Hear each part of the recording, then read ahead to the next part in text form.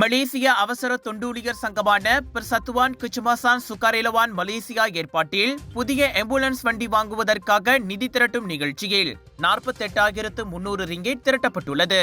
மாய்காவின் தேசிய துணைத் தலைவரும் தாப்பா நாடாளுமன்ற உறுப்பினருமான டத்தோஸ்ரீ எம் சரவணன் சிறப்பு விருந்தினராக கலந்து கொண்ட இந்த நிகழ்வு அண்மையில் கோலாலம்பூரில் தான்ஸ்ரீ சோமா அரங்கில் நடைபெற்றது.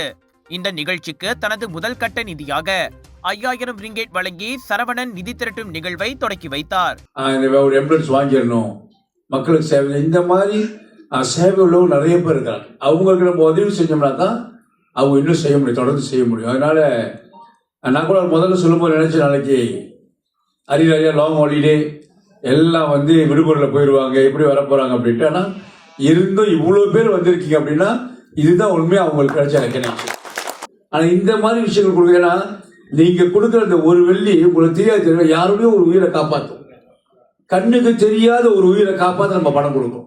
இதுல இருந்து உங்களுக்கு விளம்பரம் கிடைக்காது, பப்ளிசிட்டிலாம் ஒன்றும் கிடைக்காது. ஆனால் நீங்க கொடுக்குற அந்த தொகையை என்னைக்காவது ஒரு நாளைக்கு எங்கேயோ ஒரு உயிர் அதை காப்பாற்றுறதுக்கு பயன்படும். ஒருவேளை நமக்கு வேண்டியவங்களுக்கே அதை பயன்படலாம்.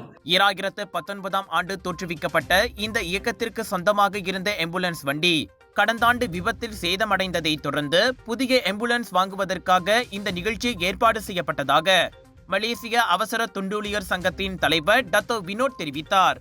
இதற்கு முன் மற்றொரு சீருடை இயக்கத்தில் உறுப்பினராக இருந்து பல்வேறு பயிற்சி பெற்றதால் முழுக்க இந்தியர்களுக்கு உதவ வேண்டும் என்ற நோக்கத்தில் இந்த தொண்டூழியர் சங்கம் தொடங்கப்பட்டதாக வினோத் கூறினார். இந்த நம்ம என்னத்துக்கு இந்த ஃபண்ட் ரைஸ் பண்ணால், நம்மளோட இருந்த ஒரே ஒரு ஆம்புலன்ஸ் அதுவும் அடிபட்டுருச்சு.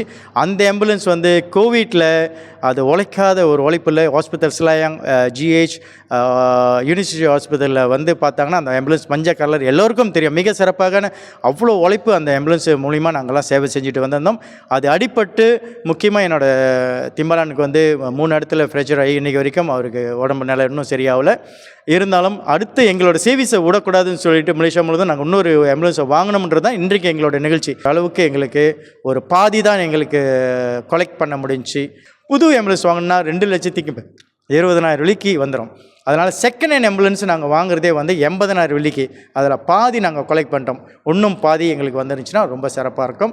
இறை சக்தி கண்டிப்பாக எங்களுக்கு ஆசீர்வதிக்கும் சொல்லி நான் நம்புகிறோம். புதிய ஆம்புலன்ஸ் வாங்க முடியாவிட்டாலும் இப்போதைக்கு அவசர தேவையாக பயன்படுத்தப்பட்ட ஆம்புலன்ஸ் வண்டியை வாங்கும் திட்டத்தை தாங்கள் கொண்டிருப்பதாக அவசர தொண்டூழியர் சங்கத்தின் துணைத் தலைவர் சிவபிரகாஷ் தெரிவித்தார்.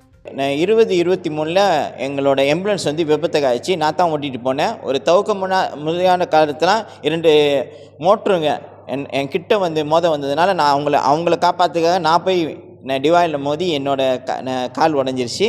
அந்த ஆம்புலன்ஸ் பாய்க்க முடியாதனால இப்போ இன்றைக்கி ஒரு ஆம்புலன்ஸ் ஃபண்ட் ரைசிங் ஒன்று செஞ்சோம்.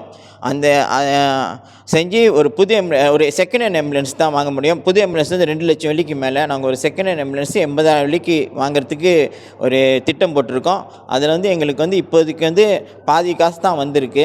இன்னும் பாதி காசு உங்களுடைய ஆதரவு எங்களுக்கு மிக மிக தேவைப்படுகிறது. இதனிடையே இந்த சங்கத்தின் தூதராக மலேசிய நடிகர் டேனிஷ்குமார் தேர்ந்தெடுக்கப்பட்டுள்ளார். இந்த நிகழ்ச்சியின் போது அவருக்கான நியமன கடிதமும் நற்சான்றிதழையும் டத்தோ சரவணன் எடுத்து வழங்கி அவரை சிறப்பித்தார்.